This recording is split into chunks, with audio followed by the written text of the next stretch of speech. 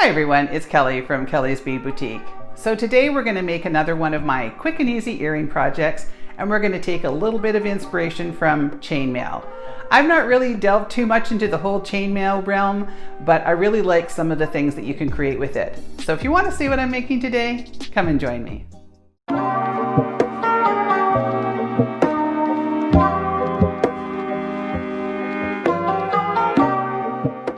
Using today are head pins that have the balls on the end, and I also have an assortment of jump rings.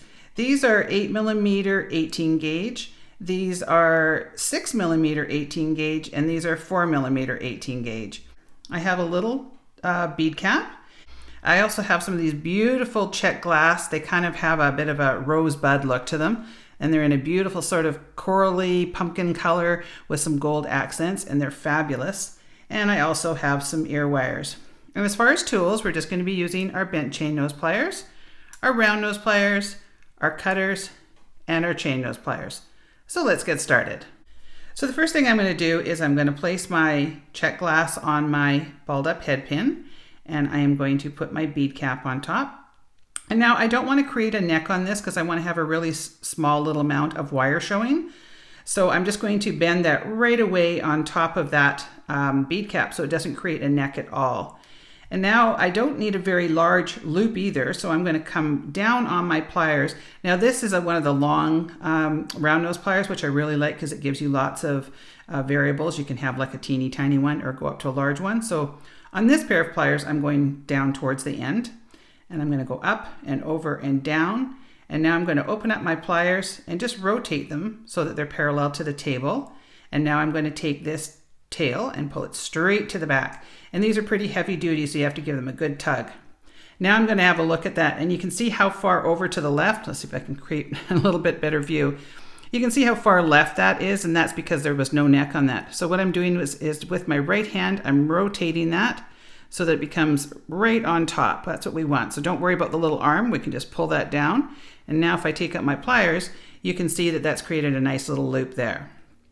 So now I'm going to take my chain nose pliers, and I'm going to go right across, and I'm just going to wrap that around. And you can use your bent chain nose pliers if you want. You can also use your fingers, whatever works. But I like to get that in there and tug it in nice and tight. So pull around once, and then I'm just going to wrap around maybe one more time. I don't want a lot of metal showing on this, just a little bit. So just go around there twice.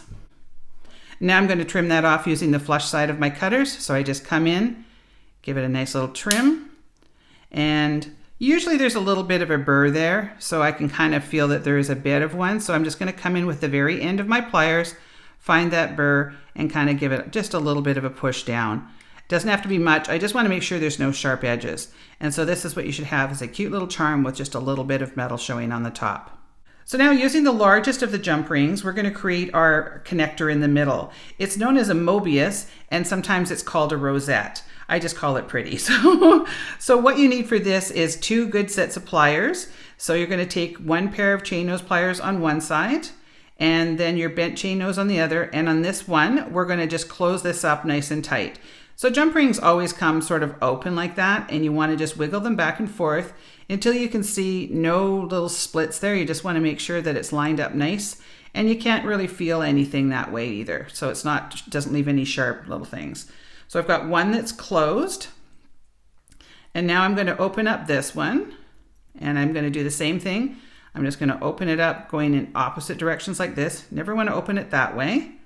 And I'm just going to link that through the closed one. And I'm going to make sure that's nice and tight and pushed together. So you want to have those linking together. Now I'm going to take my third one, and I'm going to open this up again. And I want to make sure that these are laying flat on top of each other. So they should be just like that. You can see that that's sort of the start of this. So now I'm going to come in right through both of them, and then I'm going to do that up. So what you should have now, once I get that done up, is you should have 1 at the top and 2 that are linked into each other on the bottom. And then when you take it, I'll take it off the tools, and then it's hard to do in my hands, but once you link it together, you have to turn it the right way, and I think that's the wrong way. There we go. Now you can see it made that cute little rosette. Super, super simple. I did it on another pair of earrings. I think my little bird earrings, I used it as a bit of a nest, but it also makes a really cute little link.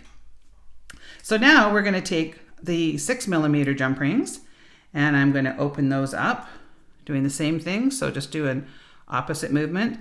And I want to make sure that I go through the entire set of 3. So I don't want to go in between any of them. I'm just going to go right into the center.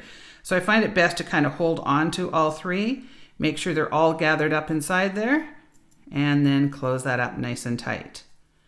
And then I'm going to repeat that again. So I've never really ventured down the whole chainmail thing. I did try a couple times, but you know how sometimes things just aren't your thing, and it really wasn't my thing. Maybe because I've got arthritis in my hands, and you know it does require a lot of strength to do countless jump rings. So, but I really do like the look of it. So I like to take little components, little snippets of it, and create with it. So you're going to be adding a total of 4. Now you're getting a whole lot of jump rings. So you want to make sure that you're only going through the middle of your little Mobius. You don't want to be going through anything else. Like make sure that you're not catching any of these little jump rings at the same time. So you're only going through the center of the Mobius, or rosette, whatever we want to call this, and we're doing those up nice and tight. So now let me put down my tools and I'll show you what we should have so far. These are always really hard to show because there's a lot of jump rings. So we're going to have our little Mobius or rosette in the middle, and we've got 2 6mm jump rings on the top and 2 on the bottom. Now I want to sort of reorient everything, and then I want to be able to attach my little charm. So I'm going to take one of the smaller jump rings and I'm going to put it through both of the ones on the bottom, and then I'm going to attach my charm. And if you can't get in there, you can always turn your pliers over just so you've got a little bit more room in there. And again, we're going to give it a nice tight closure.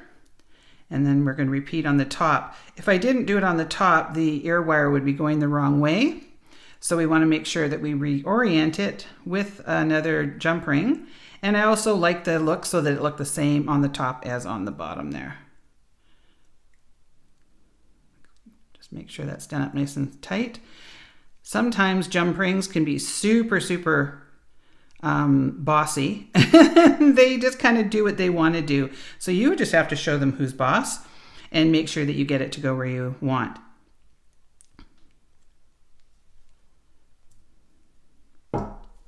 So now I'm just going to put in the ear wire and I'm going to close that up.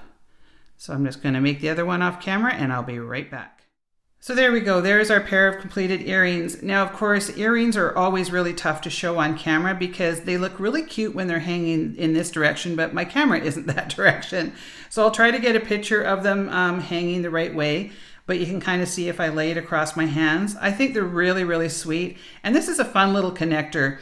You could use that in a bracelet, in a necklace, all sorts of things. And if you happen to have some larger jump rings, we don't have anything larger than this in the store, but if you had larger ones, you could make, of course, some larger rosettes. But I really love the way these turned out. As always, these will be available in kit form on my website. The link is below in the video. You just click on that and it takes you to my fully secure website. If you enjoyed this video, please make sure to leave me a thumbs up. Leave me a comment. I'd love to hear from everybody.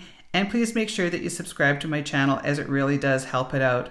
I want to thank you so much for watching, and we'll see you on the next one.